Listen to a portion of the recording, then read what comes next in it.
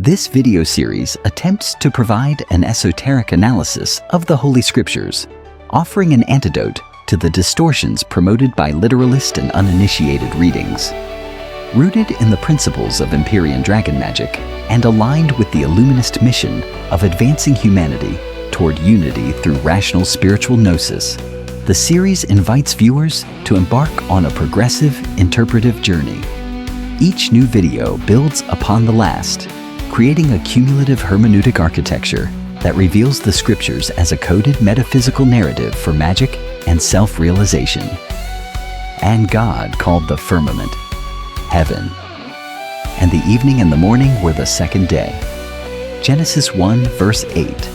This verse concludes the second day of creation, which, as previously discussed, may be interpreted as the second stage of the mind's spiritual unfoldment. The initial stage involved separating light from darkness, symbolizing the emergence of consciousness from the unconscious. This stage represents the awakening of reason and the illumination of the mind through conscious understanding. In this framework, the first stage, or first day, functions as a codified reference to the first Hermetic principle. The all is mind, the universe is mental. It is through the light of consciousness that the mind attains self-awareness and approaches the apprehension of truth. Following this initial differentiation, a further division of unconscious contents became necessary into what may be described as higher and lower dimensions. These unconscious contents are symbolized by the waters, a vast ocean of sinusoidal frequency waves. Such waves may either bind the mind to the lower vibratory realm of material existence within space-time, or elevate it toward the Empyrean realms of divine reason, higher order, and superconscious awareness of self and reality. The separation of the waters may also be interpreted as the division of the unconscious into two distinct domains: the collective unconscious, which encompasses archetypes, the higher self, deities, and transpersonal patterns, and the personal unconscious, which serves as a repository of repressed contents, instincts, drives, and desires.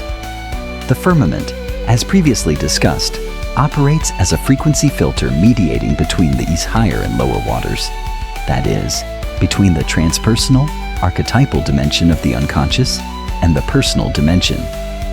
This metaphysical boundary marks the differentiation of undifferentiated unconscious potential and corresponds to the separation of heaven and earth, or the mental and material domains. Scripture then describes God as naming this firmament heaven. This raises interpretive questions. What does this designation signify, and in what sense does God speak? The point is not that God lacks the capacity for speech, but rather that God should not be understood as a singular anthropomorphic entity, as is emphasized in traditional Judeo-Christian and Islamic theologies. Instead, as explored in the opening discussion of this series, God is better conceived as a unified collective hive mind that encompasses all minds, archetypes, principles, and possibilities. Within this framework, the biblical notion of speech ought not to be read literally as the utterance of words in human language such as Hebrew, but rather as the operation of ordering intelligence, the principle of sufficient reason, and the divine logos emerging from the collective hive mind. Every mind translates frequency waves, understood as fundamental thought forms, into space-time wave functions through mathematical processes. This translation, which may be described in terms of Fourier mathematics, constitutes the basis of speech. Speech, in this sense, is the articulation of the mind through mathematical ordering. It must therefore be conceived not as the product of a human-made linguistic system, but as the primordial language of existence itself, since the mind is not embodied within the space-time domain in human form. How could the utterance of words, in a human form, be accomplished if the required physiological and anatomical composition that is necessary for such utterance is lacking? Within this framework, each act of divine naming signifies the emergence of latent potential into conscious awareness, That which is named is brought from the obscurity of the unconscious into the illumination of understanding. Here, the biblical metaphor of light and darkness is clarified. Darkness signifies unactualized potential within the unconscious waters, while light represents the actualization of that potential through ordering principles. Through the mathematical combination and translation of frequency waves, unconscious potential becomes harmonized with higher reason and the Platonic forms. The texts note that the second day of creation is not deemed good, acquires meaning in this context. It marks a stage of separation without synthesis, a necessary preparatory condition for further conscious activity, and the fuller manifestation of the Logos. Speech, in this sense, is the operative function of the Logos. As Carl Jung articulated, Logos embodies the capacity for rationality, differentiation, clarification, discrimination, and detachment, standing in contrast to Eros, which signifies the capacity for connection, union, and relatedness. To better grasp the concept of divine speech, one may begin by reflecting on the workings of human speech. The mind contains a vast reservoir of unconscious foundational thoughts. Through the act of contemplation, attention, or conscious awareness, is directed towards certain thoughts, thereby bringing them into the light of understanding. Once attended to, these thoughts are vocalized through the combined operations of free will and breath. Breath, identified across traditions as spirit, pneuma, or ruach, functions here as the mechanism of translation, enabling frequency waves to be converted into a space-time wave function through the process of Fourier transformation. In Genesis 1:1, it is said that God created the heavens and the earth. Within this framework, the heavens signify the mental domain of becoming, which emerges as a holographic projection of the divine mind in its movement towards self-realization, originating from the more fundamental domain of being. This heavenly domain serves as a metaphysical container within which are found the waters, representing undifferentiated unconscious potential.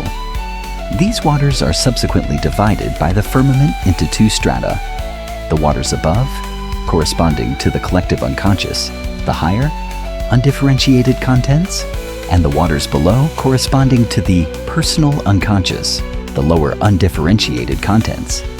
The firmament itself, named heaven, functions as both a frequency filter and a self-organizing principle. Mystical traditions have described this principle in terms of faith, which in this context resonates with the second Hermetic principle, encoded in the second stage of the mind's spiritual unfoldment. As above, so below; as below, so above. This principle articulates the correspondence between higher and lower realms of reality. At this stage where full conscious self-realization has not yet been attained, and the light of reason is still weak, faith serves a stabilizing role, grounding the mind in reason and order. In doing so, it prevents the collapse of consciousness into chaos or nihilism. Faith, therefore, can be understood as confidence in the mind's intrinsic capacity for self-organization and alignment with rational order. Without the firmament, the waters remain undifferentiated, preventing the formation of coherent patterns. The firmament introduces order through differentiation, separation, and organization. It allows structured and intelligible thoughts to emerge from unexpressed unconscious potential. Hence, it is designated as heaven with a capital H. By naming it heaven, the text signals the emergence of a new intelligible domain, one characterized by thoughts illuminated by consciousness, intelligence, and reason. The verse's conclusion, "And it was evening, and it was morning," the second day, encodes a universal rhythmic principle. Action can only occur within a stabilized field. Organization must precede manipulation. Evening thus symbolizes the completion and stabilization of a pattern, while morning symbolizes activity and expression. On the second day, the initial act of self-organization is accomplished. The firmament separates the waters and establishes trust in the correspondence between higher and lower realms. Psychologically, this process may be likened to the formation of an egoic structure, which filters unconscious contents through the light of consciousness. This constitutes the evening, the stabilization and completion of a structure. With the firmament in place, patterns can now be projected, contemplated, reflected upon, and engaged with. This is the morning, the time for conscious activity and expression, just as evening is a time for rest and completion. Only with the events of the third day will this process of self-organization reach its full synthesis, at which point it is deemed good.